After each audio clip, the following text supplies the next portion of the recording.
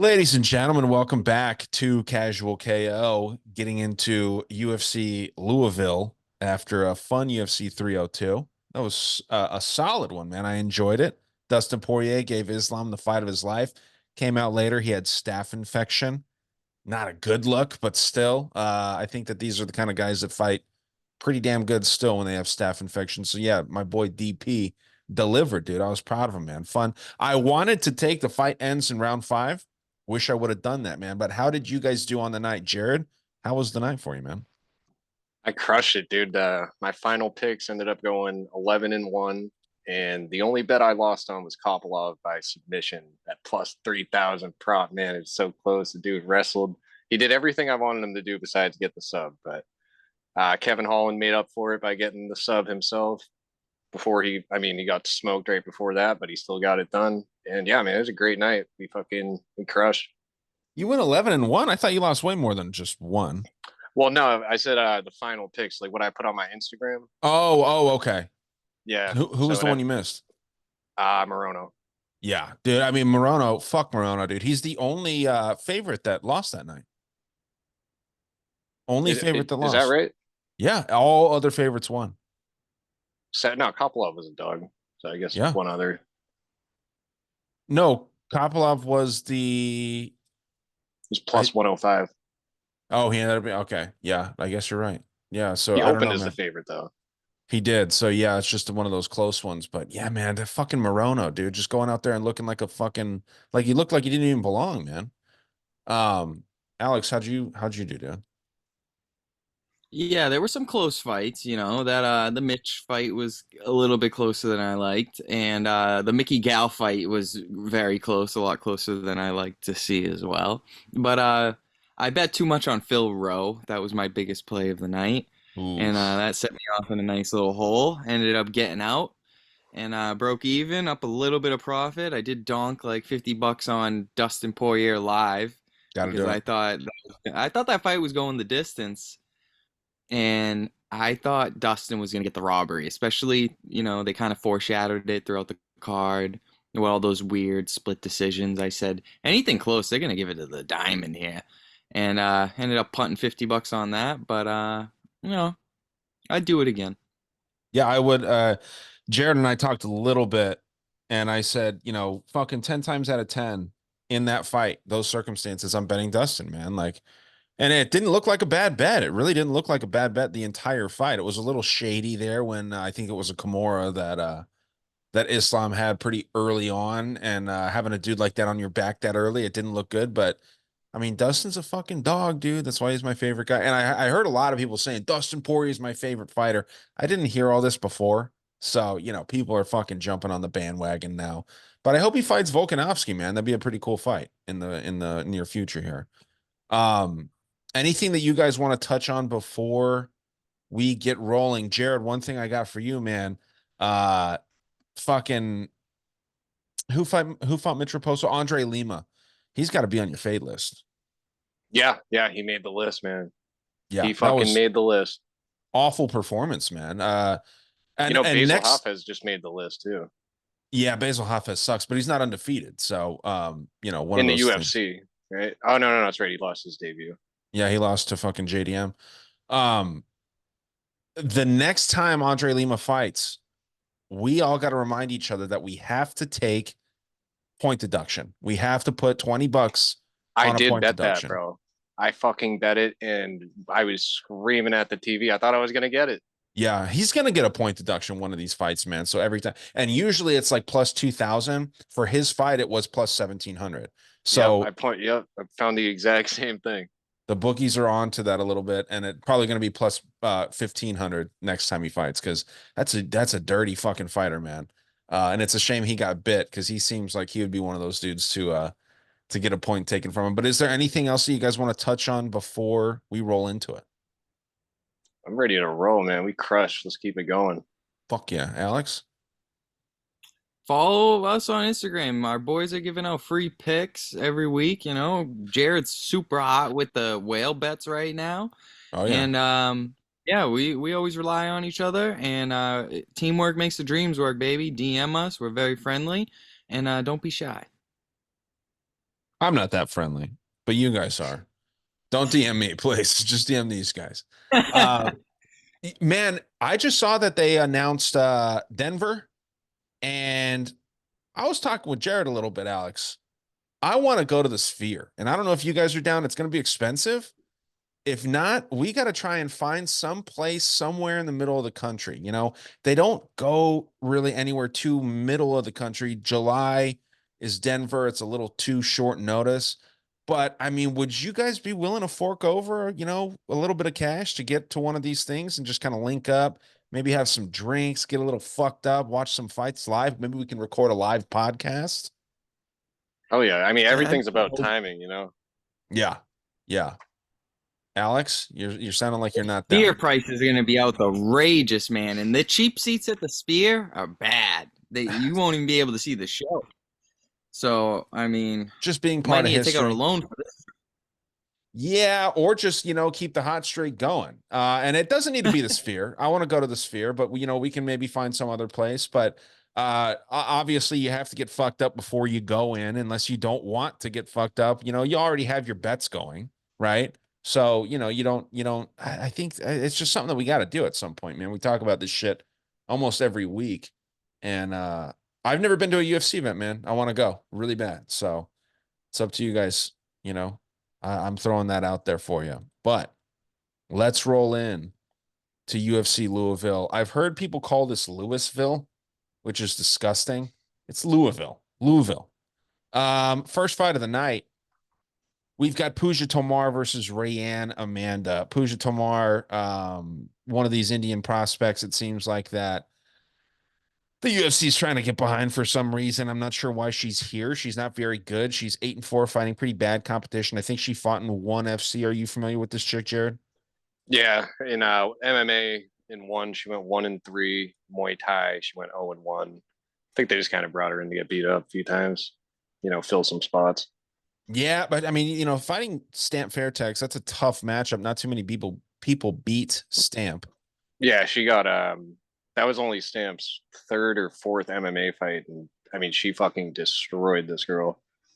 Yeah, but what's Stamp's record, man? She's fucking good. 11-2. I mean, she destroys everybody, right? Yeah, dude, three sport champ. She's a real deal, but I mean she just had so much less experience at that time, and still, I mean she made it look really easy. Fucking ads here on Tapology. I apologize, but we're gonna have to just grind through it. We got a cat eating food here. Um, in this, man, I'll start off this night because it's a pretty boring fight to start. Rayanne Amanda not very good either. She lost to my girl Denise Gomes, who foreshadowing here who I'm gonna pick, and I'll tell you why when we get there. But yeah, Denise Gomes is like honestly my favorite female fighter right now, dude. I just like her approach to the game, and she beat Rayanne Amanda. It wasn't the most dominant performance, but she did beat her. I think it was a unanimous decision when they did fight. Yes, it was. And Denise didn't put her out. Rayanne's very good on the ground. Tomar struggles very much on the ground.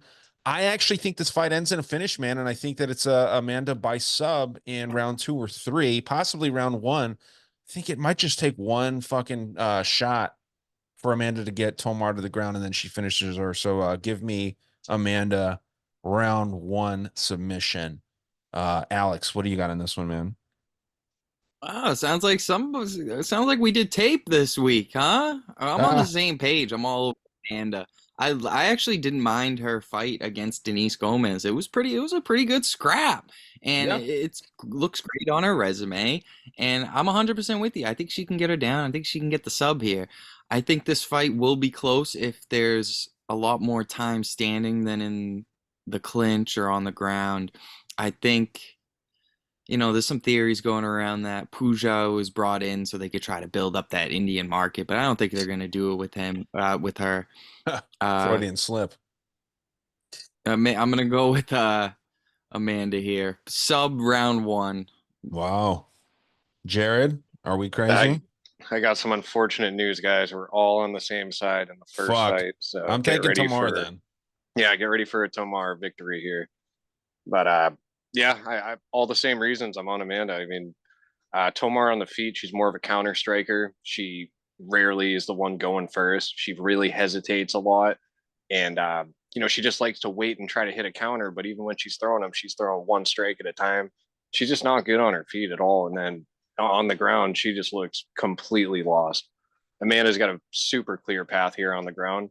And even on the feet, she's an aggressive girl. She kind of spams 1-2s, throws a lot of looping shit. So I'm probably going to overwhelm Tomar, but clear path to victory on the ground here. I got Amanda round 1 sub. Fuck. There's no way that happens then, to be honest. I'm not seeing it anymore. If you're listening to the show for the first time, for whatever reason, whenever we pick, especially females, we all agree on the first fight of the night. We all picked who was the bad one against Dumopolis? Ducote. Ducote, massive favorite, goes in and just gets fucking outworked by Vanessa Dumopolis. We're all on that Ducote side, and that did not hit. So if you're betting out there, consider taking Tomar, because we all are on this side of the night. It seems to work mostly with dogs. So at least we're not picking a dog here. So I will, in all honesty, I'm going to stick with Amanda, but you guys are going to hear about it if because I went first. It was up to one of you guys to not agree, but you guys are going to hear about it if fucking Tomar somehow pulls this out of her ass. But second fight of the night, Jared, I'll let you take this, man. Pretty fun, interesting fight. Cody Stamann versus Taylor Lapilus. Are we going to get a Savat style fight from Lapilus, you think? Yeah, I wouldn't doubt it. I mean, he does have that style where, he's very composed, and that's Savat. They're super composed. They don't tend to throw things unless they really think they're going to land. And that's Lapilus in a nutshell. I mean, at least on the feet. He does have some pretty solid grappling when he needs it, but I don't think it's on the level of Stamann's. But he's a well-rounded guy. And, he, even with that weird composed style, he's got all the tools to give anyone trouble. Yeah. A Cody Stamann side, I mean, he's a, dude, he's coming back down to 135 here. And he's kind of one of those in-between guys where he's definitely looking too small for featherweight, but bantamweight's a tough cut for him. When he fights, he likes to come forward. He always puts the pressure on early. And he's faced a pretty good strength of schedule. Dude's fucking strong as shit. He's got some power in his hands. You can just see the strength looking at him. And, but it's his wrestling that I think is his best skill. I mean, he's got real good experience. The dude, he has some amateur boxing where he won the Golden Gloves. He's an NCAA wrestler. I mean, I think the dude's legit. He's had some tough fights, but they're against good guys, and I see him improving. I see that he's adding kind of more feints. He's starting to mix things up to more kind of punch his way into his wrestling. So I'm just really going to bank on Stamann here to just be the aggressor, push the pace, and just work in some wrestling. And when he's on his feet, he's made the mistake in his past where he's trying to chase the big knockout punch. Just let the hands fly and it'll come. So I think he'll do all right here. I think this is Lapilus's fight to lose. So I'm going to go with Cody Stamann, gets it done, probably a sweaty decision. Stamann by decision. You talking like 29-28 status here? Yeah, I would say so. I don't see Lapilus losing every round. Dude's good. Okay. Yeah, it's interesting you're giving credit to a guy that you do not like that style, right? So you said Stamann decision. I'll say too, man, before Alex goes, how many fucking decisions did we have at 302? Those new gloves, that's the first time that there was new gloves out there. You wonder what that's going to do, and how many weird fucking judge calls did we have? We had at least 2. So, you gotta, I've said this for a while, man. I think that if fights go to decision, I think it should count as a loss on both fighters' records. I do. I really do. I don't think that people should be able to do this point fighting style. And maybe that's not like a popular opinion, but I want to see finishes, dude. I want to see people losing brain cells, and I want to see people, out there fucking fighting for their money, man. And a lot of these guys. The rule to fight to a finish. What's that? We should just make finish. We should just do King of the Streets rules, which is, you fight to a finish. Yeah, exactly. That's how they did it in the early days of the UFC, and fights would go on for a long fucking time because they're just sitting there and they're seeing who gets tired first. And some of these guys got insane cardio. I've got a question for you guys after this breakdown too. I meant to do this at the beginning, but yeah, man, just count these fucking fights as losses. If they fight to 15 minutes, a fight on the street doesn't ever last 15 minutes. So if we're talking about how these are the baddest dudes in the world, you're gonna tell me Bilal Muhammad is one of the baddest dudes in the world? You're gonna tell me fucking Javid Basharat is one of the baddest dudes in the world? No fucking way, man. These guys are fighting in a system and they're able to rig it to make it work for them. So yeah, give these motherfuckers losses. Let's go. But Alex, what do you think? So on this fight, I've been back and forth, but Jared does bring up a lot of good points. Cody is battle tested. He is a vet. He has a great resume. Never been knocked out. His last finish was against a Nurmagomedov. Like, come on. The guy's actually a little bit underrated here as well. I think the odds are extremely wide. I would have capped this at around even, maybe Taylor a small favorite, if anything. But there is value on Cody here. You got to think, you know, Taylor's just coming off of a fighting, basically two wrestlers. Fareed wrestled him, and Colin Lauren? Is Lauren, that yeah, how you pronounce Lafren, it? Lafren.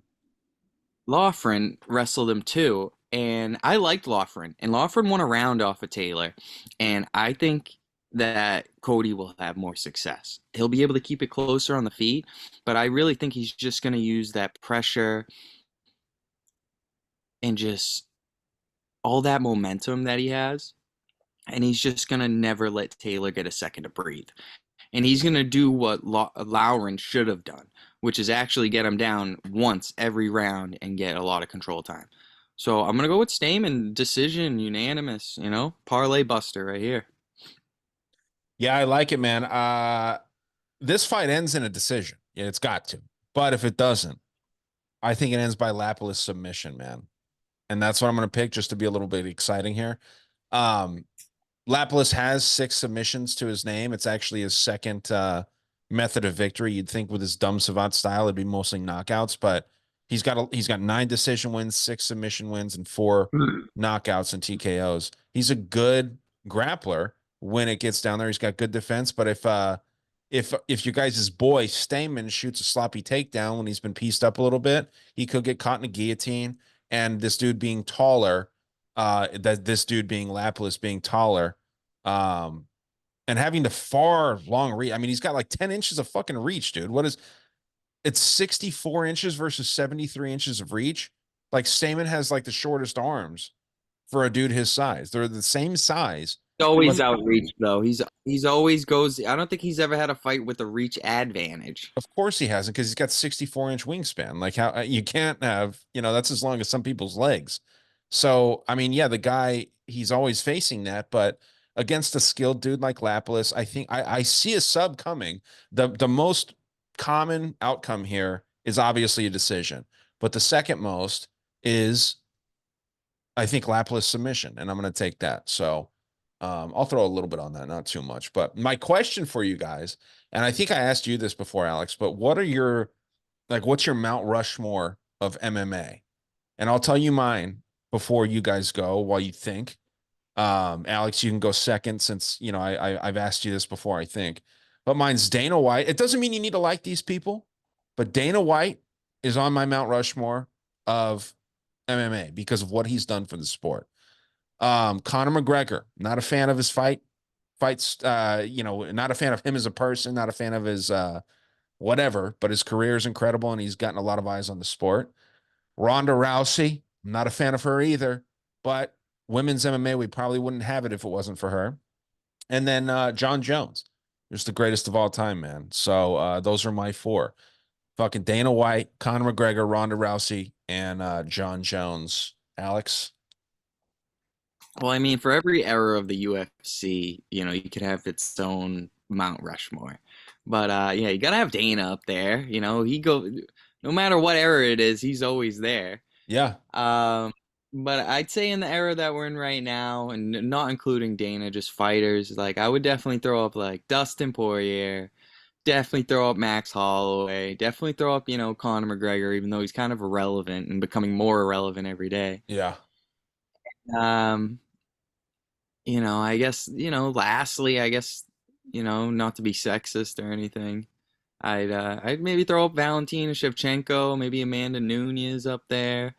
But Okay. within 5 years, that Mount Rushmore is going to be very different. Because, like Sean Strickland says, people forget about you fast in this game. Right, but this is the thing. Mount Rushmore doesn't change, right? Mount Rushmore is the same. How irrelevant is Benjamin Franklin these days? But he's still up there on Mount Rushmore, right? Andrew Grant. I mean, most people don't even fucking know that dude. And I think he's one of the four on there. So, you're doing it by era. That's cool. That's wrong, but it's cool. Uh, what is your Mount Rushmore, Jared? I don't know. It kind of threw me off when you put Dana White up there. I thought we were just gonna go like for the greatest of all time. Now I'm kind of like we're talking like who did the most for the sport. Yeah, yeah. The because that's how Mount Rushmore is, right? They're not all presidents up there, right? Well, if you're Benjamin talking, Franklin's a fucking inventor. well, who did the most for the sport? Obviously, you got Dana and Conor McGregor up there. I feel like you have to have GSP in there. I feel like you have to have Demetrius Johnson in there, even though fucking no one cares about how great he did. I don't know. It's tough to pick this. This is like weird criteria. Well, There's so and many good ones.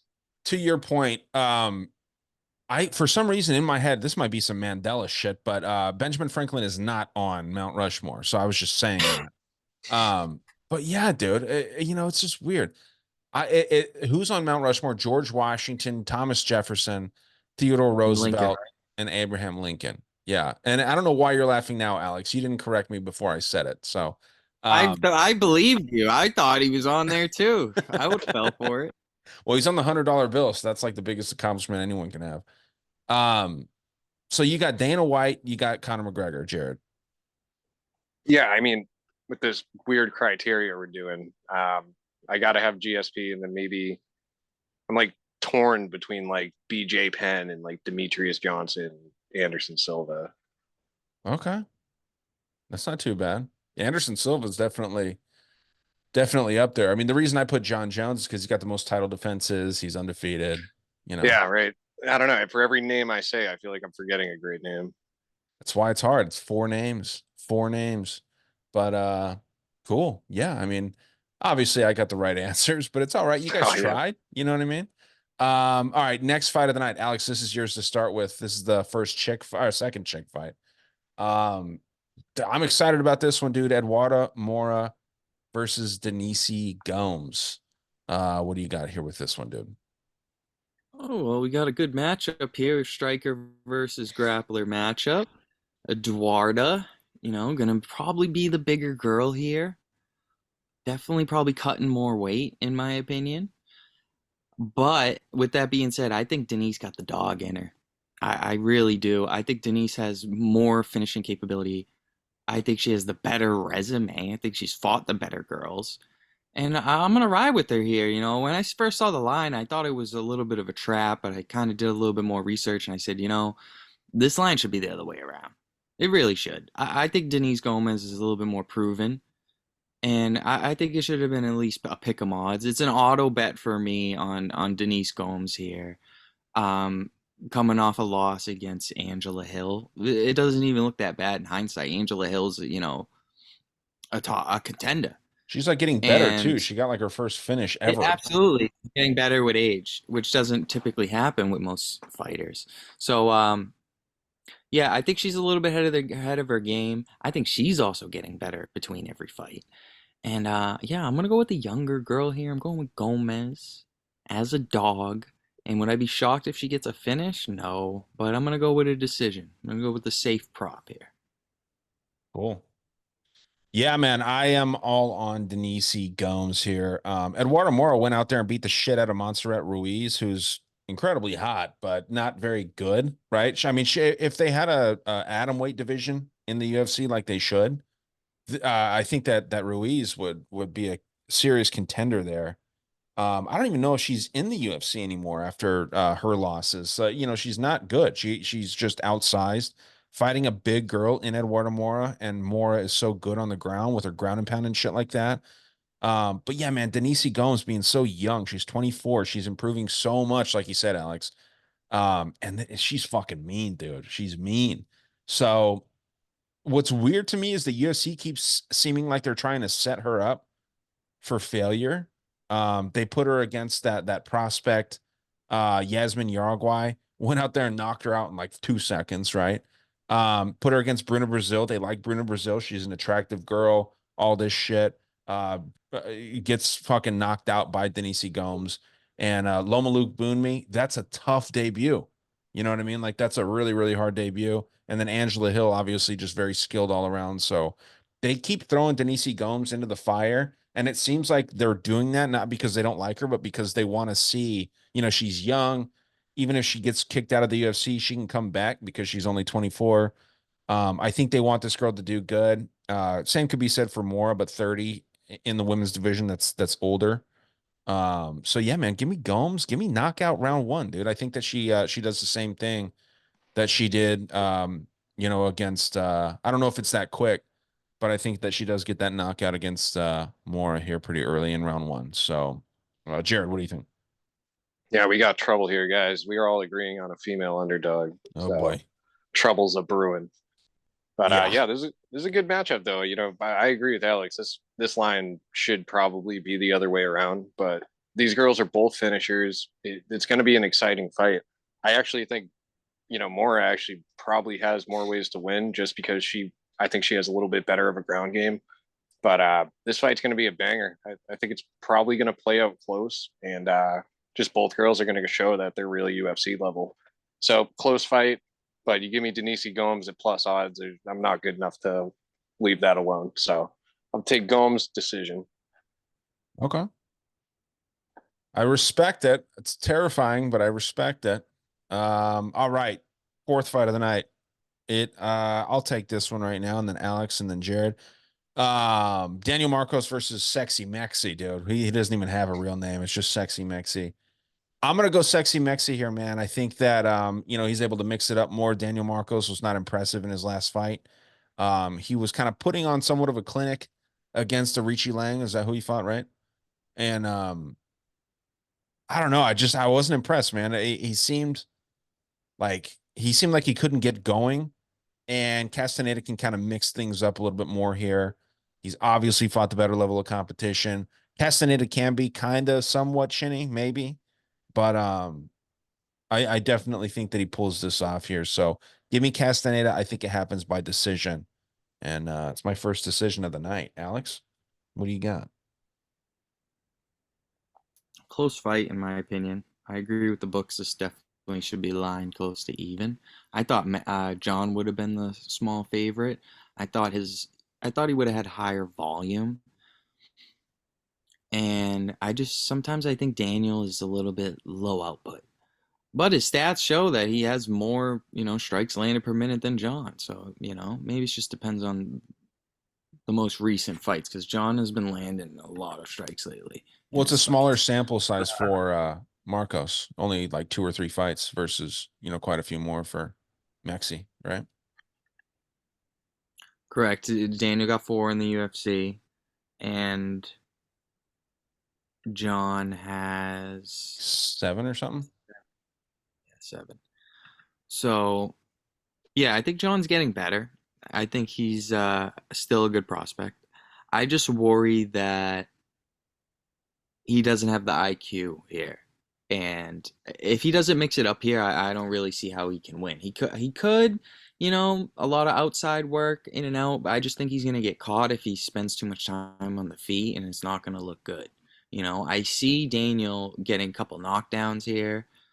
It's just if John is smart, if he comes in with the right game plan, I 100% can see him winning. And I did, initially like and lean his side, but after doing more tape, I just think every minute that's on the feed is going to be a minute won by Daniel. And I think he can have a lot of breakout moments here, whether it be knockdowns. I think he's more live for the knockout as well. So I am going to go Daniel, but not super confident. And I'll take him by, knockout round 2, but not super confident on this. And I am a fan of John, and I'm just trying not to be biased here. Well, there you go. At least you're honest. Jared, what do you think? Yeah, I think this matchup's lined this closely for a reason. I think this fight's going to play out very closely, no matter who ends up winning it. On the Marco side, we know he's a kicker, right? The guy's fast. those kicks, he's hitting all three levels with them. When he lets those kicks go, man, those things are fucking fast. The thing with him is he really tries to pick and choose his shots, which I think, especially in the later rounds, it really slows down his output where he's not getting off as much offense because he doesn't want to waste any energy. He's a striking heavy dude. He has some decent grappling, but he wants this fight on the feet. But like in that Davy Grant fight, he can't be gun shy. He can't, even a little bit in the Arichi Lang fight. Although he was winning that fight, he still looked kind of flat. I would have just liked to see more out of him there.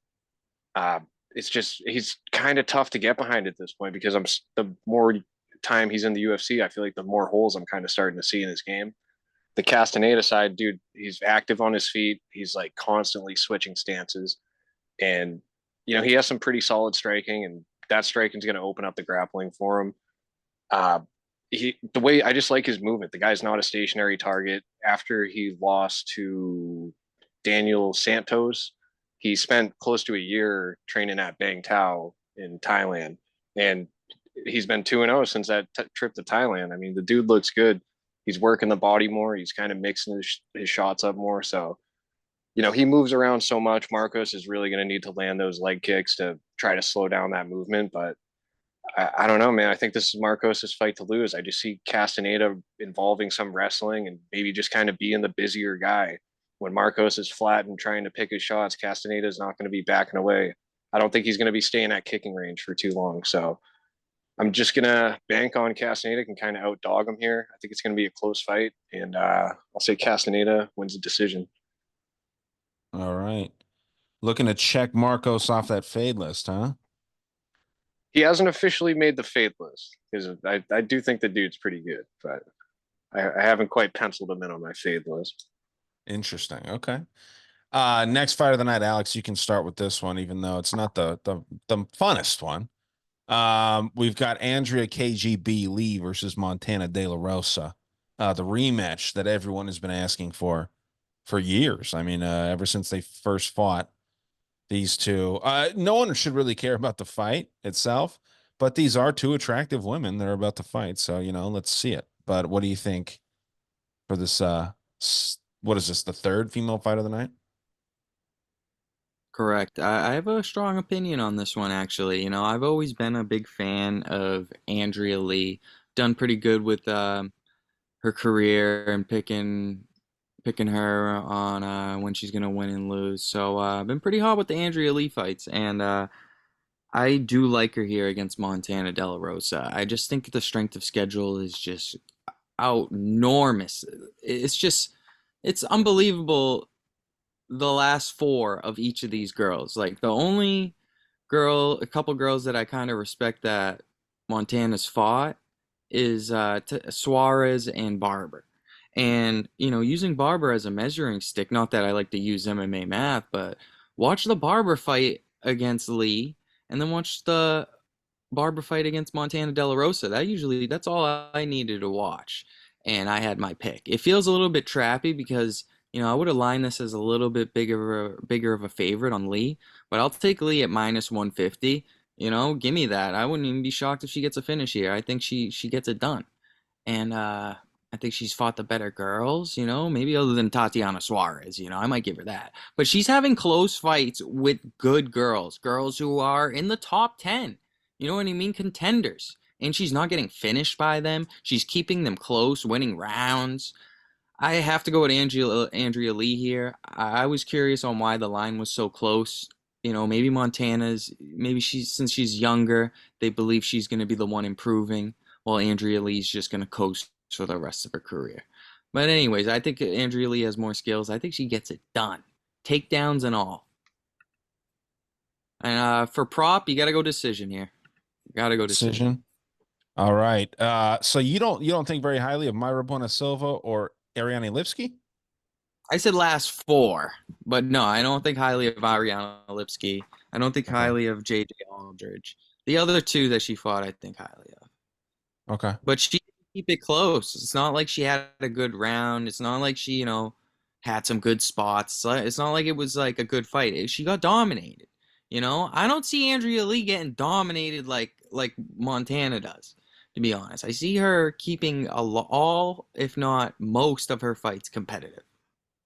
Yeah, Okay. her last fight she lost unanimous, didn't even, bat an eye at it, but a lot closer than Been a lot a of. lot of fights, right? Yeah, it's so interesting how it's 49-51%. 49 for Lee, 51 for De La Rosa. I'm on that De La Rosa side, actually. I just think that she's going to be able to mix up the wrestling. The first time they fought, De La Rosa took her down like 5 or 6 times, and KGB just was able to do like more work on the feet. Obviously, they like to work on the feet more, but if you take somebody down 5 times, that means they got up four at least, possibly five. And I think that De La Rosa is hopefully working on that, having gotten those looks from Tatiana Suarez. Hopefully, she can improve that grappling. But yeah, man, neither one of these girls is too good. But I'm gonna take De La Rosa. I kind of have a feeling about it too. Usually these rematches don't go the same way. So I'm just kind of going on that. This is probably not a fight that you should be betting, but I'm going to. So I don't know. What do you think about this, Jared? Yeah, I'll be betting this fight. I'm on the Lee side. I look at Montana. I think the girl's pretty average everywhere. On the ground, I think she's pretty aware. But I've seen her get out muscled before. But you can tell even when she was getting dominated by Suarez, she still has like you can just tell she's aware of what she's doing. She fights the right things when she's in certain positions. She's just a girl. I don't really think I can't point at anything and say she's bad at this, but I also can't really look at anything and say that she's good at it. I just think she's a pretty average UFC level fighter.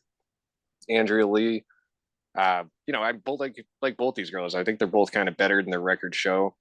But I think Lee's good on her feet. She got that in and out style. She's good at avoiding shots. She doesn't really get hit that much. And I actually think grappling is probably her biggest strength. So I just think she's well rounded. I think she's probably better at everything. I think the strikes should set up some takedowns, and she should probably be the one pushing the wrestling in this fight. Both these girls always seem to find themselves in close fights. I think Lee should probably look to go to the ground here, but if she does, Montana's definitely going to make her work for it. So close fight, but I'm going to side with Lee to get a decision win. Yeah, once you said Lee, I just wrote Lee decision because this fight Yeah. definitely goes the distance. I do have Rosa by decision as well. Um, Jared, you can take this banger, this next fight. Fucking Brad Katona, biggest favorite on the card, against Jesse Butler.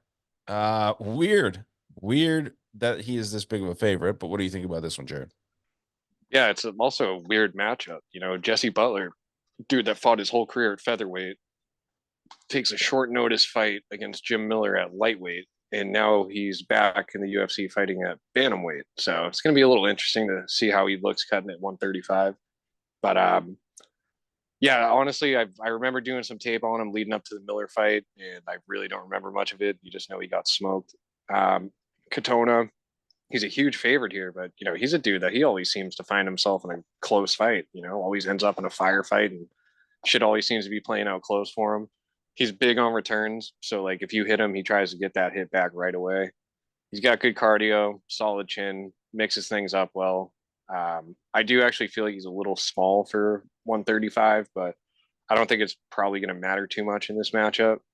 So Katona should realistically be able to get him out of here in the first round. So I'll say Katona KO round one, but this dude loves being in a close fight, so I wouldn't be shocked if they go fucking blood and guts and ends up being a decision. Yeah, how many times has Butler been knocked out? Because he got knocked out, so he's been knocked out twice. Once by a bigger, more skilled guy. I think Jim Miller beats Katona, honestly. Well, they're 20 pounds apart. Yeah, I'm saying if they're the same size, right? I mean, you got to think about it too. Like this dude that's about to fight Katona is fighting. He fought Jim Miller, so why couldn't Katona fight Miller? Um, I don't know, man. Yeah, it's weird. Alex, what do you think, man? Definitely not betting this, but been hearing it left and right that Katona is the lock of the week. And on paper, 100% he is. And, the weight is definitely a red flag. I would wait till weigh-ins before, doing anything official. Definitely like to see him face off and see how that weight cut went with Jesse on short notice. And like I said to Jared, what I liked about Lima last week was that he missed weight by 5 pounds. He didn't miss weight by 1 pound, he missed weight by 5 pounds. So there's a lot of information given at the weigh-ins because some people just don't cut the weight. And it's a huge advantage, coming in with an extra 5 pounds when some people will drain themselves, miss a pound, and then they come in and they're sick the next day still when they should have just not even tried to cut and came in healthy. So, I think this could be one of those spots, if I see, I'm not willing to put early money in on Brad because if I see Jesse come in 5 pounds heavy, I'm going to want to cancel my bet immediately. But, yeah, I'll go Brad Katona. I'll go submission round 2. Okay. Yeah, man. I'm one of these guys that I don't like to say like these odds don't work. They don't make sense. So, but I'm still picking the heavy favorite. But I don't see how this dude wins. I really don't see how Jesse Butler wins. So even though, I just said I don't like doing it, I feel like I gotta pick Katona, but Katona, I really don't think very highly of him, man. He's Canadian. I know he's Irish, but he's Canadian. Not a lot of these dudes are very good these days. I think it goes to decision. It's way too fucking close. So yeah, give me Katona by decision. Don't like it. Wow. Ryan picked a French guy and a Canadian, both on the same card. I We're know, living in a man. simulation. Yeah, something wrong. Something's going wrong. Something bad's happening this week. I don't know, man. Katona's not. I don't think he's very good at all. I know he won the Ultimate Fighter twice, but I don't think very highly of the Ultimate Fighter winners. I mean, Juliana Miller won fucking Ultimate Fighter for fuck's sake, and so did Mohammed Usman. So, it's not the greatest competition level there. Next fight, we all are on that same side again there. But it makes sense. He's the biggest favorite on the card. Next fight up is Charles Radtke or Chuck Buffalo, which is a sick fucking nickname, versus the Nightmare, Carlos Prates. He's got Muay Thai on his chest, so he's a jiu-jitsu fighter. No, this dude's he's got sick Muay Thai, man. He's kind of a little bit too much of a counterpuncher for me, though. And I wasn't impressed by his last fight. Give me Chuck Buffalo, dude. Give me Chuck Buffalo. I think he's going to make this a dirty fight where Prates wants to make this kind of at range. He's going to have the reach on him by about 6 inches. So I think that, you box a brawler, you brawl a boxer, and Chuck Buffalo is going to go in there and try to brawl the Muay Thai fighter in this case. And he might take him down. He might do all kinds of weird shit, but he's going to make it dirty. This is going to be a nasty fight. I think it does finish one side or the other, and I think it finishes potentially early, but give me Chuck Buffalo knockout round 1 or 2. I'll go round 2 for this. Tough to call, but yeah, I think that this ends in a finish, and I lean Chuck Buffalo. Jared, what do you think here for this one? Dude, when I look at Radtke, like all I can ever think now is like, how are you gonna struggle with fucking Blood Diamond the way you struggle with Blood Diamond? I mean, he should have been able to submit that dude in the first round. It was just wasn't a good look there. I don't know. I'm not too fond of this guy. I don't think he's anything on the feet. I really don't think he's anything to worry about there. And I think he's good on the ground. If he's going to win this fight, he needs to impose his grappling. Prates, he's a fast striker. He's a southpaw. The dude wants to keep it on the feet. He's the definition of a finisher. And the wrestling and the grappling, that's his biggest weakness. I actually took a shot on Trevin Giles against him last time out, and it was looking pretty good. Giles was getting the takedowns. He was getting the control. Things were looking pretty good. And then, but in typical Giles style, he's winning up until he gets knocked out. But, striker versus grappler, I think both of these guys are good at what the other guy's bad at. So in this kind of situation, I'm just going to side with the striker. I think Prates gets him out of there. Call it a round 2 knockout. Both on the KO round 2, just different sides. Alex, what do you think? So I'm on Carlos here. Pretty confident pick, actually. I don't know if you guys know about, his experience in Muay Thai, but he has an extensive record. It's a long record. He has over 60, 70 Muay Thai fights. I think he's more experienced. And I think Charles got a little bit of an ego problem. You know, you think he's a wrestler, but he goes out there and strikes with these guys that he shouldn't be striking with, you know, especially that Blood Diamond fight, you know, watching that over, you know, it was just everything in my ear was just telling me you need to bet Carlos after watching this. And yeah, I just think Giles is a better wrestler than Charles. And I think Charles could show up and just not go for takedowns.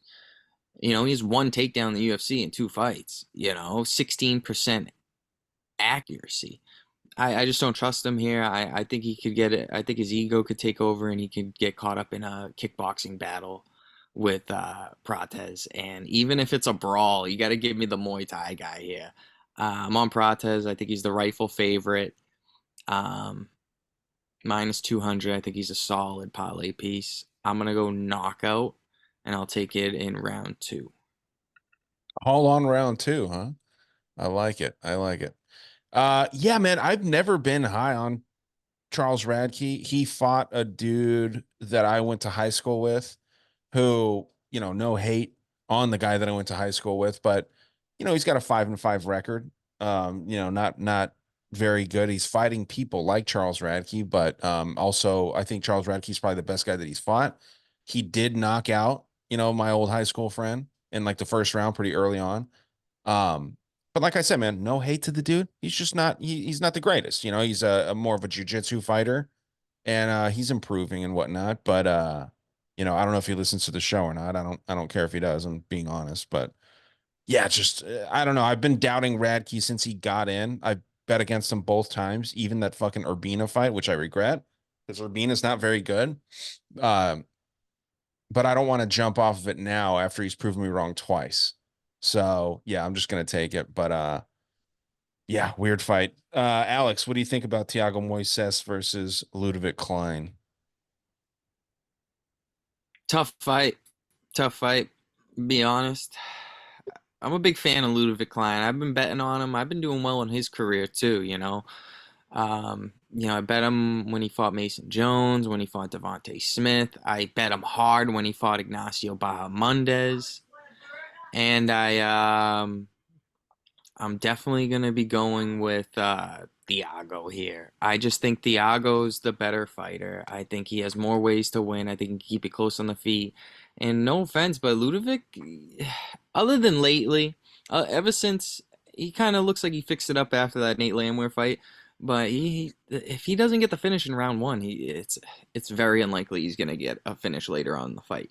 And Thiago, on the other hand, he's live for a finish every round, and you know I like having that extra finishing capability here. I like the resume as well of Thiago. He's been around the block. I'm just worried about the chin. I'm worried about round 1.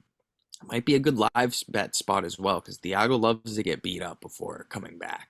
But yeah, I'm gonna go Thiago round 3 sub.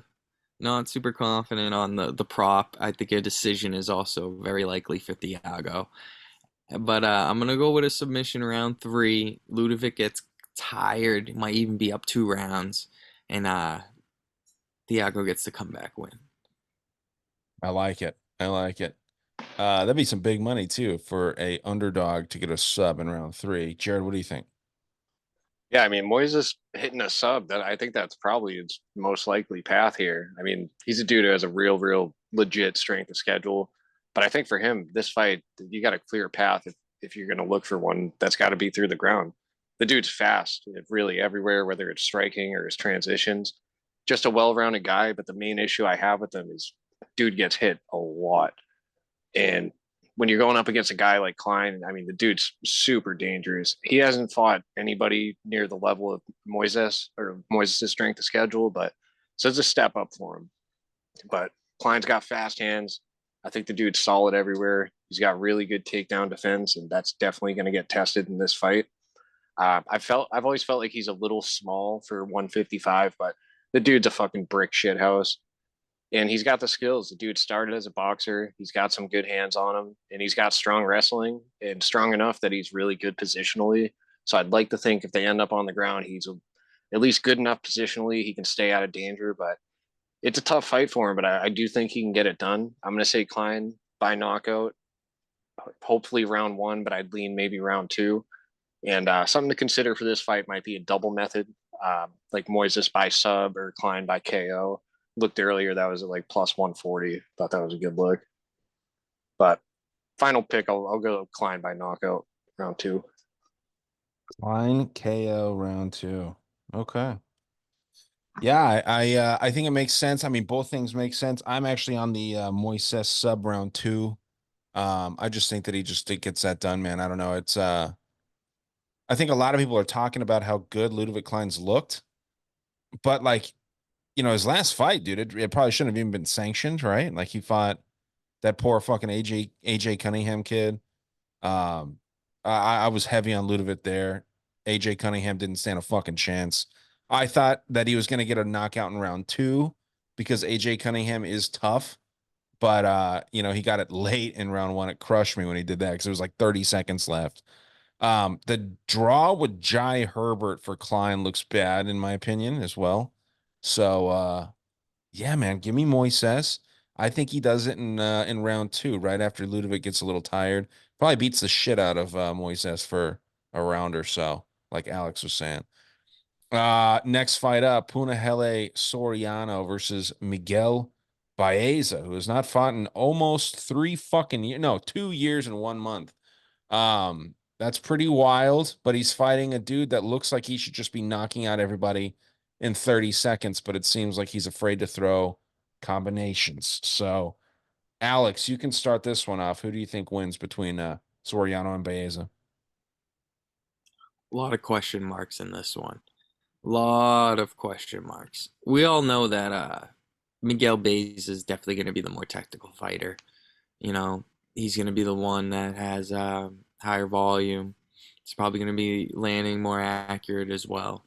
But the question, and I think this is the question that everyone has, to be honest, is can Baeza handle a shot? He hasn't looked the same ever since that, war with Santiago Ponzinibbio. He's never looked the same. He got knocked out by Chaos Williams, and then he got knocked out by Fialho. And that 2 years off, looks good, but I don't think I don't think a lot of people are gonna put too much backing into it. Him coming in as the favorite, against Puna, who's actually known to be pretty durable. You know, it's kind of like the punching bag versus the glass cannon. uh, it's a tough fight here. I'm honestly tempted to pick Puna here and just say he's losing the fight until he catches him. But that's there's only two sides of this fight. It's either you're trusting Miguel got his durability back and he's fully healed, or you're trusting Puna's going to catch him. It's going to be tough for Puna to win on points. It's going to be tough for Puna to win other than getting that knockout. But with that said, I'm going to go with Puna to find that knockout. I think Baez is going to get cut, and I truly don't think he's the same fighter ever after his last three. Too much damage. And I'm going to go with Puna round one KO. No, don't ride. What's that? You kind of cut out there. He said, not confident. Do not tail. Yeah, I hear you, man. I'm on the same exact thing, so I'll just save the time. I am on the same thing for the same reasons. KO round one Puna. Jared, what do you got? Yeah, I'm on the other side here. I'm going to take Baeza. Uh, Now Puna's moving down to 170, which I think is probably a good move because he always did feel a little too small for 185. So we'll see how he looks at 170. I think this really, regardless how this fight goes, he should stay at this weight. Uh, I'd like to say he has good boxing, but it's kind of hard to say you have good boxing when you fucking never throw a jab. The dude just spams 3-2s and hopes it lands. I mean, he has a lot of power and he throws everything hard, but I mean, you'll see this dude, he throws so hard. If he doesn't land, or even if he does, you see him really starting to slow down even towards the end of the first round. I just think he's a guy with big power, bad cardio, and now a questionable chin. We've seen both these guys get chin before. Baeza gone for 2 years. I don't, I know he got knocked out a couple times and then the 2 years off, but I think he had a couple fights scheduled like in between this 2 years that he pulled out of. So, you don't know what lingering injuries there are. Um, but with that aside, he's pretty sharp. He on his feet. He's fast. He throws a lot of kicks, and those kicks really set up the hands, and his hands got a lot of power in them. Um, he got chinned the last two times we saw him, so it's hard to say where he's at right now. But it's striker versus striker. I think you got a guy throwing a lot of hooks versus a guy throwing a lot of straight punches down the middle.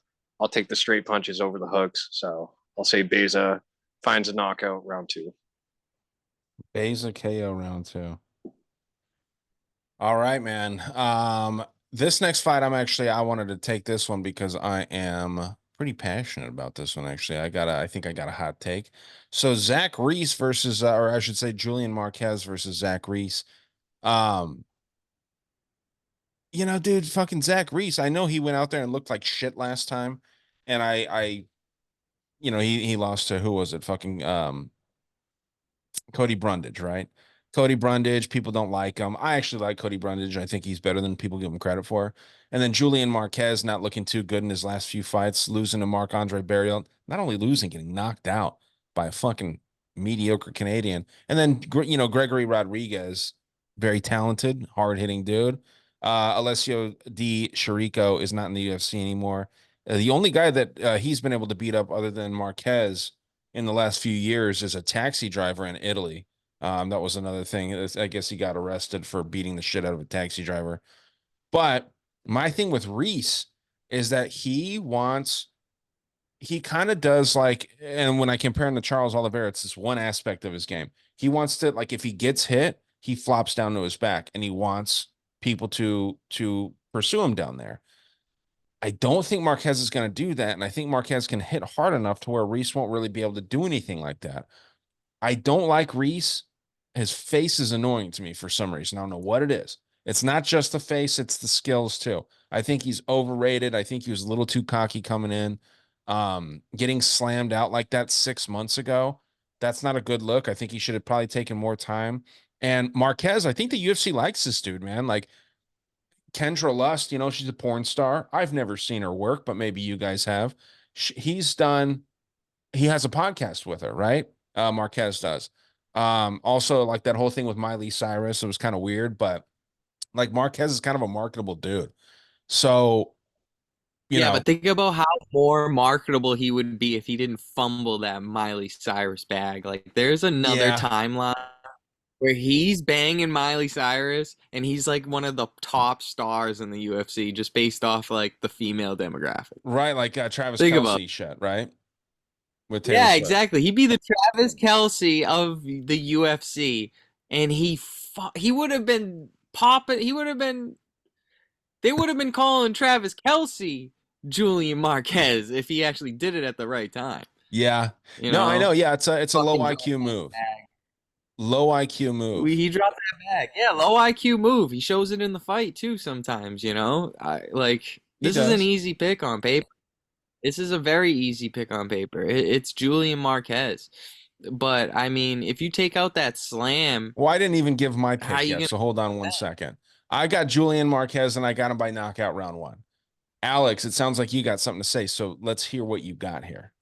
I like Julian, too. It's just, I've seen this guy fumble bags before, and I don't trust him with mine. I'm not going to be betting this. I'm just going to watch it. He should win here.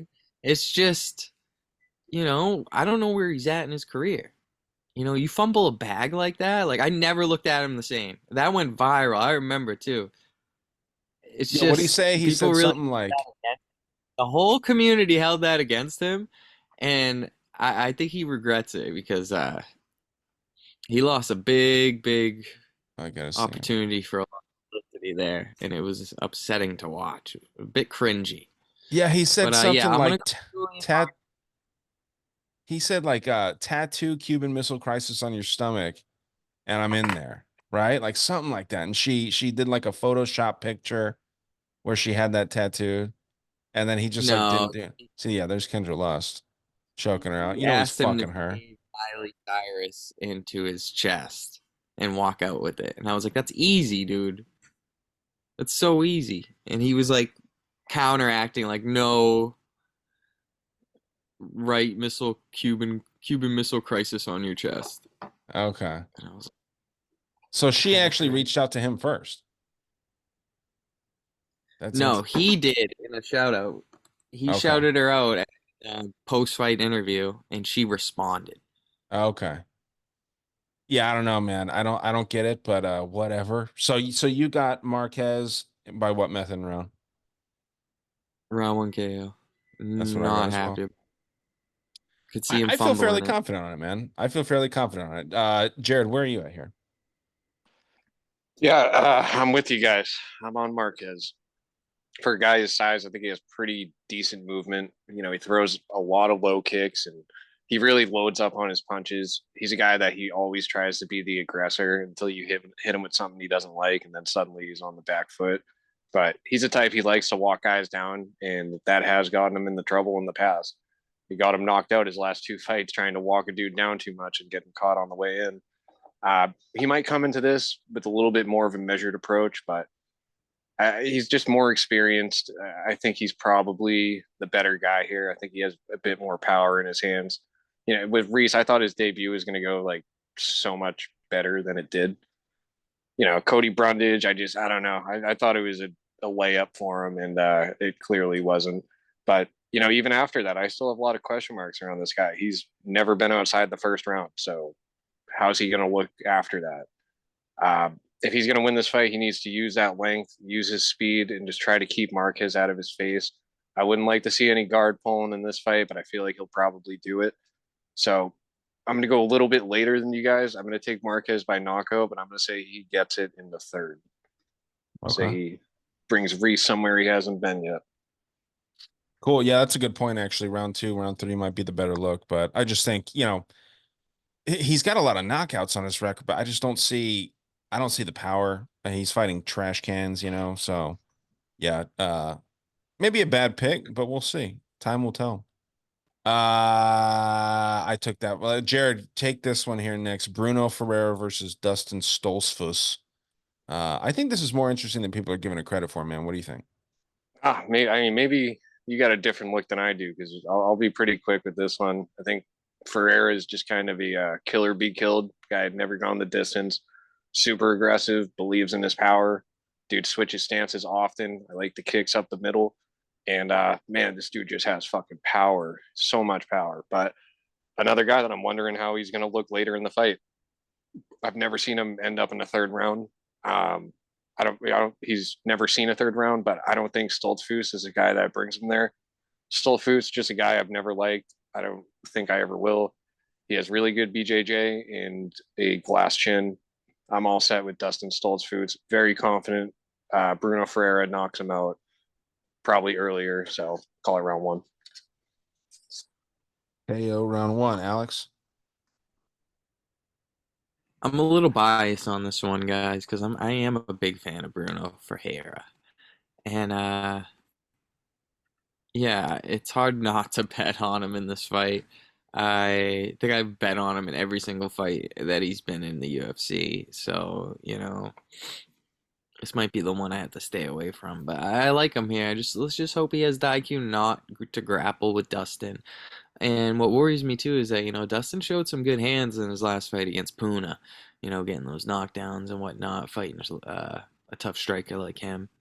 And yeah, I'm just worried about this fight. A lot of question marks. The fact that Dustin Stoltzfus is even getting another shot in the UFC, I feel like every single one of his fights, he's fighting for his job, but I guess not.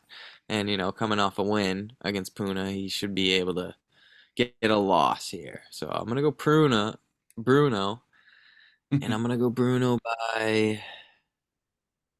I'm gonna go Bruno by knockout. You know what? I'm gonna go Bruno decision. Wow. Yeah. All right. Yeah, everyone, we get all our questions answered about the cardio and everything. Yeah, man. When I say I think it's interesting, it doesn't mean that I'm picking Stoltzfus, by the way. It just I think a lot of the same things that you do, Alex, where it's like, Stoltzfus, a lot of people give him a lot of shit because that fucking, high kick or that, front kick, I should say, like in 2 seconds by a boost. But like that's gonna knock out just about everybody, man. Like, if you get caught like that, now he should have seen that coming, but at the same time, like it was a really unorthodox way to start a fight. But again, he's the one that fucking saw it. He should have seen that coming. But yeah, man, I'm on Ferreira, and I think that I think it's simple. I think it is a KO round one, and it could be very quick. If it's not, I'm starting to get concerned pretty quickly. For every minute that ticks by where Stoltzfus is not knocked out. Because I think that as the fight goes on, I don't think that the cardio questions are going to be answered here personally. Where, how you're saying, Bruno wins by decision. I don't see that happening. But it could be a weird thing where, Ferreira, every second they're on the feet, he's fucking up Stoltzfus. Then Stoltzfus gets some takedowns, maybe a knockdown here and there, and then he wins by decision. But I think if this does go the distance, I think Stoltzfus probably wins. Yeah, give me Ferreira knockout round one, man. I'm not going to put too much thought into this. We'll move right along here. Alex, you can take this one if you'd like here. Raul Rosas Jr., the rebooked fight against Ricky Turcios, who I thought had staff heading into that Mexico fight. You could see some weird shit on his chest, and I was saying that this fight's going to be canceled, and then somehow Raul Rosas is the reason that the fight gets canceled. So I was right, but not on the right side of it. Hopefully, the fight I can call better, and I can actually be on the right side, because I think this ends in a finish. But Alex, I want you to start here. Shame this fight didn't happen when it started because I was a lot more confident on Raul Rosas. I had a bet on him and everything, but that whole shadiness just kind of put a sour taste in my mouth, and now I just kind of don't really want too much to do with any of this. But when I initially liked the fight, I liked it because I just think Ricky has low output. I think he's low output. I think he just doesn't, he won't have the pressure or the right game plan to deal with Raul. And I think Raul was just going to throw everything in the kitchen sink. And I think he has great 3 round cardio to deal with this, to be honest. And I'm excited to see if he's improved, which I obviously think he has. And as for Ricky, he's getting a little hype, and he's apparently got a chip on his shoulder since he's blaming Raul for canceling that last fight. So I'm gonna stick with my first pick initially, which is Raul. I was gonna go by decision, but I'm not super confident on this fight. I wouldn't put anything on this. Too many question marks, and the fact that Raul didn't show up to the last fight is just screaming red flag to me. Are you saying that Raul has the 3 round cardio? Yeah, I think he has 3 round cardio. He's kind of proven that he hasn't, in my opinion. He gets very fucking tired, right? Um, I think that the reason why they canceled it in Mexico was I don't think that Raul got sick, man. I think that they came to him and they're like, "Hey, yeah, you shouldn't be fighting up here at elevation. We didn't really think this through against Turcios, who's a cardio machine." Um, I think that I was gonna bet on Turcios in Mexico. I had it ready to go. I didn't have any of them in my fantasy lineups because I thought that the fight was going to get canceled because Turcios is what I thought was staff. Either that or Turcios did have staff and then they canceled it, but they blamed it on Raul so that the cartels didn't fucking kill Turcios down there. But yeah, man, I actually think even though Turcios is very hard to sub, he's never been subbed in his career. I think Raul Rosas gets a sub in round one. Um, Turcios is easy to take down from what I remember. I might be wrong there. And he's kind of just scrambly, like he's kind of wily, he's weird. And I don't think he's very good personally. He's got a good record, 12-3. But yeah, give me Rosas sub round one. Not overthinking this one either. The UFC obviously wants Rosas to win, but maybe something like Denise Gomes, they're throwing him into the fire and giving him some tougher matchups like Rodriguez, right? Christian Rodriguez, C-Rod, dude. Jay Perrin, obviously not a very difficult fight. And then Terrence Mitchell, they bring this guy in. He's the ringer, dude. They bring him in to lose, right? So, yeah, give me Rosas sub round one. Not overthinking. Jared, where are you at here? Yeah, I'm sticking to my original pick from once this is scheduled before. I'm going with Turcios to win a decision. I just Turcios, I think he's pretty average at everything, but one thing I think he does have is heart. And if he's going to win this fight, I just think he needs to drag it out and avoid the mat. Rosas, I think this dude is a one-trick pony. I think he has really, really good grappling, and that's it. think the striking's trash. I think the cardio's trash. I think he offers nothing on the feet, everything on the ground. The floor is lava for Turcios. There's a good chance he gets subbed, but I'm going to say he can outlast and win a decision here. Okay. Well, Turcios decision. That's where I was on the first fight when they were in Mexico, but I think the cardio situation is going to work out a little bit better for the kid who might have gotten grounded. Maybe that's why he wasn't able to fight that last time in Mexico. Maybe he like lit a bag of fire on a bag of shit on fire, and he got grounded for it. But next fight of the night, the co-main. I'll take this one, and then Jared, you can take the main. Dominic Reyes versus Dustin Jacoby. Dominic Reyes, one of the hardest falls from grace I think that anyone's ever seen. Undefeated up until he fought John Jones. Probably beat John Jones, and then goes 4 knockout losses back to back to back to back to back. So he's fighting a knockout artist, someone I'm not very high on personally. I don't know, man. This is a tough fight, dude. I don't think that this is just as simple. People that are losing to a jab by Ryan Spann, I think very lowly of Ryan Spann. Very lowly of Ryan Spann. But Dominic Reyes is fighting better people than Dustin Jacoby is, man. Alonzo Manafield, decent. Kennedy and Nzechukwu, I don't think he's very fucking good. Azamat's a beast. Khalil Roundtree is good as well. So maybe as I'm going through this, that's not true. Reyes is chinny. So is his brother, right? Alex Reyes, I think, is his brother.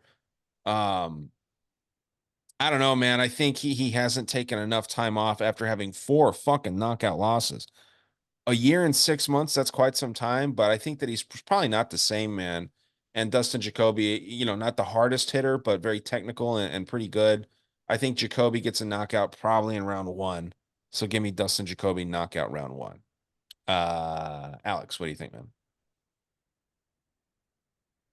Fishy line, fishy line. I think they both have kind of had a fall from grace too. I'm thinking back, but Dustin got robbed against Khalil Roundtree. Who's getting touted as a contender right now. He had that opportunity to come back against Azamat, but just didn't show the IQ. Kind of quitting there, to be honest. And I've been a fan of Jacoby. I rode his win streak into the UFC. They kind of were building a storyline that he was going to eventually fight Pereira for a rematch, but, it doesn't look like that's going to come to fruition. So this is such a tough fight, to be honest, because the line's telling me everything I need to know, which is, Dominic Reyes is live, even though he's coming off of 4 knockouts. He hasn't been the same since he's fought John Jones, but the thing is that, I never seen Reyes like quitting there. And that's why I think this line is a little bit closer. Because in a dogfight, in a brawl, if the chins hold up, I think Reyes will get to Dustin. Because Dustin's chinny too. We just haven't had the opportunity to see it. No offense, but he hasn't been fighting the same caliber of competition that Reyes has fought in his last 4. But we've seen him hurt, and we've seen it come close. I'm just worried that Reyes could be that guy to chin Jacoby, and it does feel like one of those spots, I don't like this fight at all. Something's very suspicious with this fight. This is going to be a very good fight to watch, though, I'll tell you that. It could be a great fight of the night. Um, Something in my gut's telling me that Reyes is going to win, even though that Dustin is one of my guys, and I do kind of want to believe that narrative that he gets into the top 10, to the top 5, and tries to set up a fight with Pereira. But if something in my gut's telling me that he's gonna reach the ceiling here, and yeah, I'm just gonna do it. I'm gonna go with Reyes by knockout. I'm gonna go round 2, but I wouldn't Yeah, tail it. tough Wouldn't to tail go. it. I mean, Something yeah, fishy about.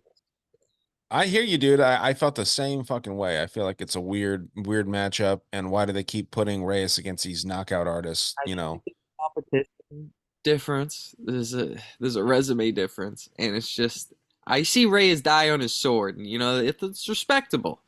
And it's just for Dustin, I seen him, kind of quitting there a couple times. Yeah. No offense to the guy. But that Azamat fight, I don't know what the hell he was doing in round 3. And against Menafield, I don't know who that guy was either. Yeah, fucking But weird, man. UFC doesn't like Reyes, I don't think. I don't think they like the Reyes brothers. But Jared, what do you think here, man? I like when Alex says no offense before saying something that neither of us would ever be offended by. I think he's talking about in case No, the I know. fighter would listen, right? no Like, offense yeah. to the fighter. I was thinking the same thing. Like, no offense. I'm thinking, what's he gonna say right now? I was But like, all right, one more no offense. I got to say something. But yeah, yeah, man. dude, Jacoby, he high volume, obviously come kickboxing approach. He always starts out hot, like beginning of the first round, dude comes out hot, but he stays sound defensively. I just like the movement. He's always circling the right way. He has good takedown defense, but he's one dimensional. He wants on the feet. He don't want anything to do with any grappling.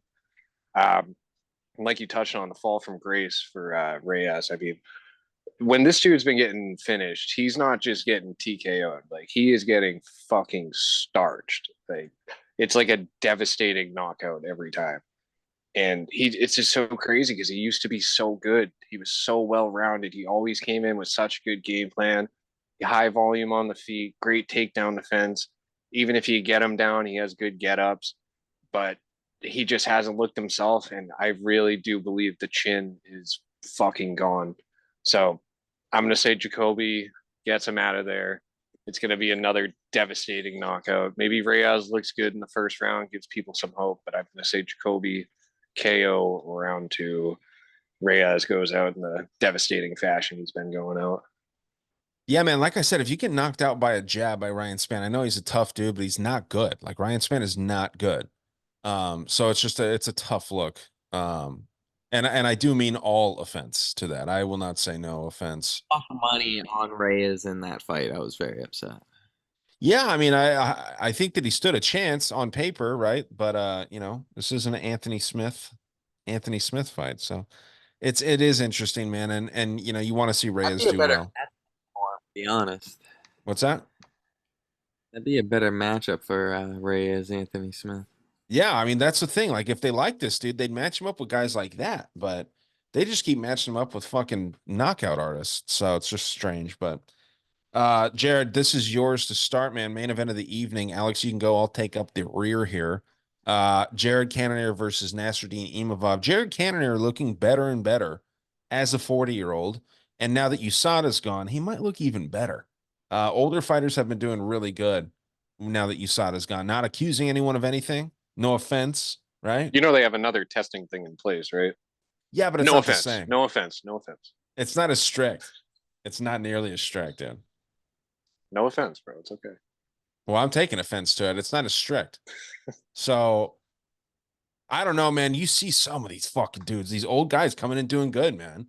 I know that they have a new testing system in place, but it's not USADA. It's not the same thing.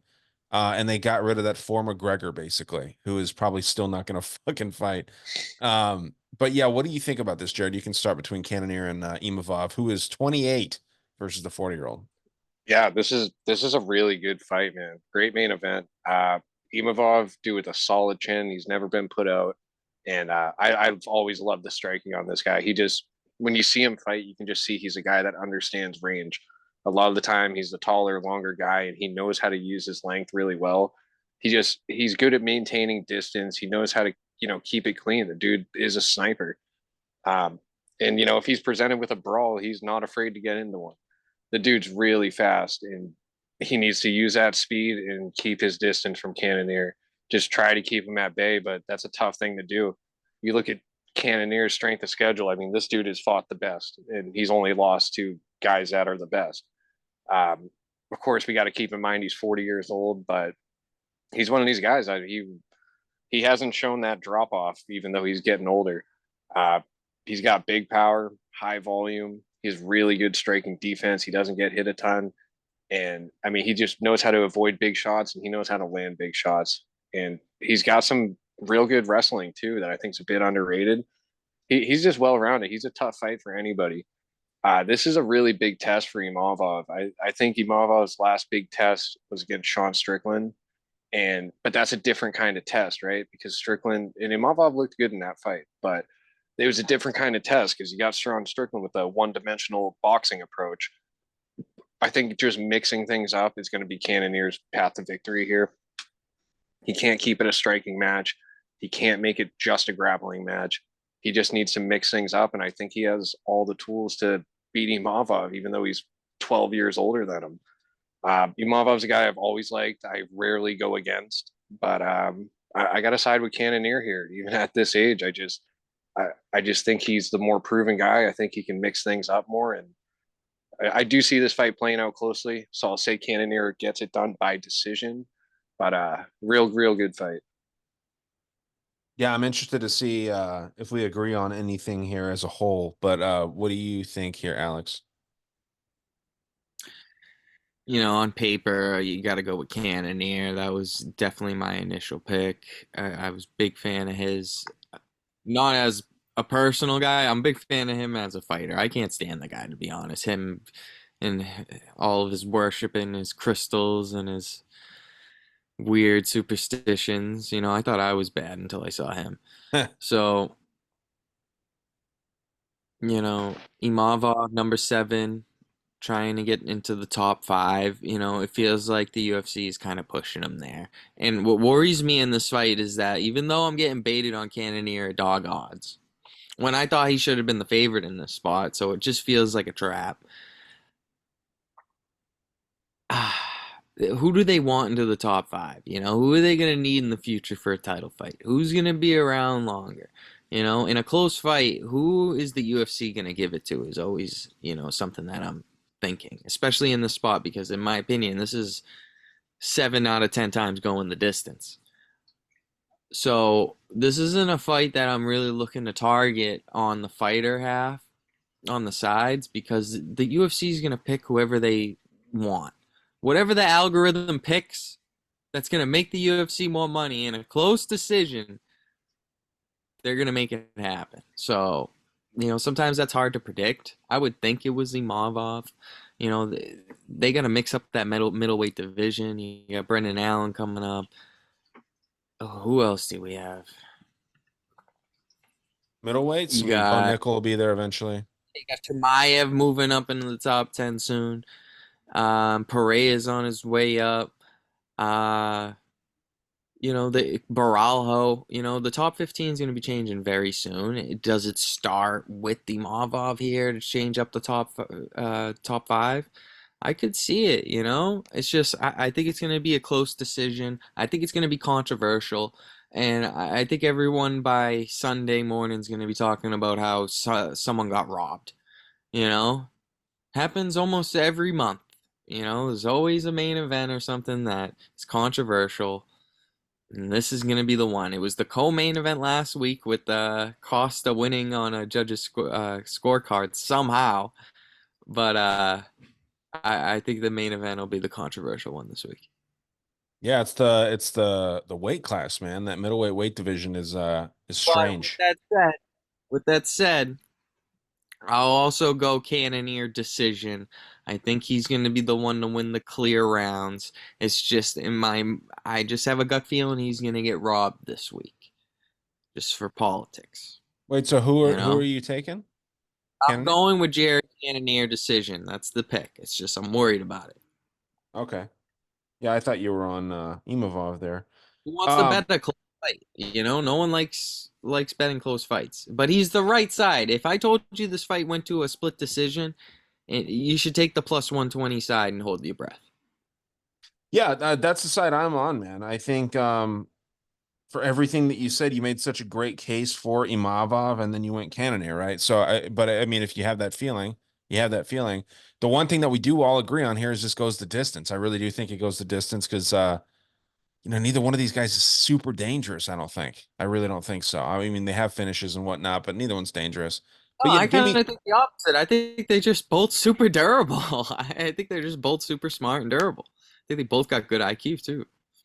Yeah. But the problem with Imavov is the ego. And, how much favoritism are you going to get after that last fight where you almost got disqualified? You were very disrespectful. It looks bad on the UFC. So that might be some points for Cannonier there. And, you know, having an ego problem in this game will get to you.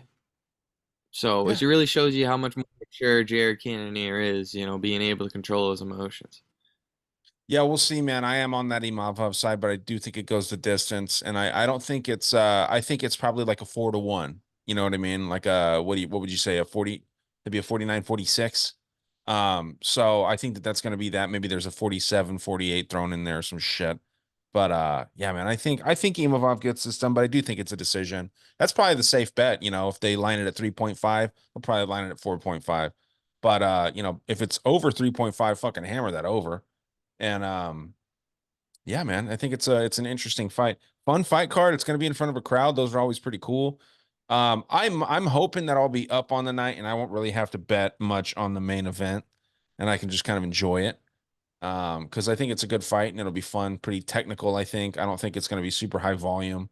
So we'll see. Yeah, man, Paulo Costa last week fucked me because they gave a free pick on Underdog Sportsbook for Dustin Poirier just to land over a half of a strike. So he needs to land one strike, and that's a free spot, right? So I had Kopolov under his significant strikes, nailed it. I had like two other picks. I went over on the strikes. They both nailed it. Paulo Costa's was lined at 97.5, and I put under because I thought Sean Strickland was going to be so high volume. I knew it was going the distance, but I thought You Strickland gotta was. go over there. But dude, it was like 110. It wasn't even that much higher. So it wasn't like a horrible bet. And a lot of those strikes came in the fifth round. You wouldn't have fucking done Look it. at fucking Captain Hindsight Yeah, over no here. shit. I was so Me close, dude. and Jared hit a good one this week. We had DraftKings just opened up a new um little area of props. Kind of like Underdog, you know, they're kind of trying to compete with DFS. them. They got under on the takedowns at 0.5, and they'll line it at 1.5, 2.5, depending on the fighter. Like last week, Makhachev was 2.5 over under takedowns. Obviously, you got to go the over there, and it hit. And there was a spot that we hit. We hit Morono over half a takedown. I was like, dude, Morono's 100% going to get a takedown. Plus 200 they gave you on the over. I was Yeah. like, it's like, gotta go there. But I did lose my first one on Mitch, which was over 1.5, and he only got one. I Yeah. was like, fuck. Well, yeah, dude. I mean, So, like I said, I hit 4 or 5. Really, 3 or 4 because Dustin's was a free square. But yeah, man, just that was kind of a gut punch. Fucking Paulo Costa, and it was like 10 into $200 for that. So fucking asshole. But let's get through our little last picks here pretty quick, and then we'll get the hell out of here. Jared, you got a whale and a 4-teamer? I got a whale and a 4-teamer, and then I'm gonna rapid fire some 1FC picks. Okay. So the whale bet this week, we're going to Prates and Jacoby at plus 105. For the 4-teamer steamer, we're going Gomes, Lee, Klein, and Ferreira at plus 900. And then I'm just going to rapid fire these 1FC picks. Friday starts at 8 o'clock. Zambonga, Rotolo, Ghazali, Musumechi, Rodtang, Tawanchai. Fucking Okay. parlay them all. Don't even think about it. Add it to your UFC shit. One thing I will say, Johan Ghazali is probably my fucking lock of all locks when it comes to 1FC. Okay, so you got Zambonga, Rotolo, Musamechi. Zambonga, Rotolo, Ghazali, Musumechi, Rodtang, and Tawanchai. is that the 6-teamer? Yes. What's What the about last one? Lee? Tawanchai. Tawanchai. Pawan Chai. Okay, I'll have to look into that. You think you could parlay all those? Yeah, well, see, I get all these picks together before the lines even come out, and then the lines came out, and they're all pretty fucking fat favorites. So it kind of at least reiterates I think I'm on the right side here. So Okay. those 6, I don't care what the number is, I'm parlaying all those together, and I'm going to parlay those 6 with the whale bet too. Yeah, dude, with It's a lot of plus these, that's not too bad. With a lot of these other promotions, man, you can almost blindly take the favorites, man. Like Cage Warriors. Like I'm not saying it's the same with one, because one is, I would say, the second best promotion where there's like a high level of competition. But dude, fucking Cage Warriors on that week before 302. It was so easy. Just pick all the favorites. Only one dog won that entire card.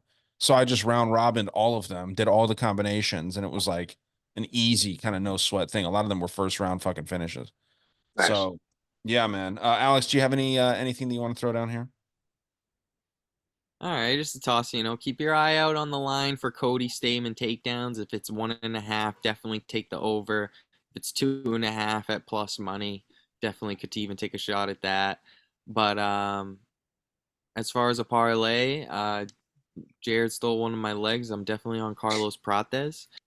And as for the second leg, you gotta go with Adrian Lee on Friday in 1FC. Angela Lee's little brother, a little prodigy in the family, making his pro debut. Gotta go with him. He's fighting an Italian named Mamanella. Ooh, Mamanella. Yeah, Italians suck at fighting, and And the Italians are known to be lovers and wrestlers and not fighters. yes. And I think he's gonna get juked on. A little soft matchmaking there. Minus Cool. 400, minus 230 on Carlos. Get it close to minus 125. Okay. Hey, I like it. Man, I'll do like a quick underdog parlay for you guys. I think if you're forced to pick a couple underdogs, Denise Please have Gomes. Denise Gomes in there. I got Denise Gomes in there. Denise Gomes and Sexy Oh, Mexi. That's what I got for my underdog parlay. I like it. So cool, guys. We got to get out of here. Find like five What? dogs I like on the card. I want to find 5 dogs I like and then just round robin them. I mean, yeah, dude, there's a few dogs on here compared to last week where not one dog won. I'm hoping that there's more finishes, a lot of finishes to make up for last week. Because yeah, there was hardly any finishes last week. So we'll see what happens. Should be fun. We'll see how these new gloves really treat the fighters and whatnot. But we're getting out of here. Listen to the show, watch the show over on Profit Picks Instagram, or I'm sorry, YouTube. Follow Profit Picks on Instagram and follow T Picks on Instagram as well. More conspiracy content coming out over here besides this show and the Cunt News show. But yeah, guys, we'll be here for the next several weeks. There's like 10 weeks in a row, 9 weeks now, I think. And yeah, lots of UFC coming up. Stay tuned, and we'll be back next week, guys. Take care.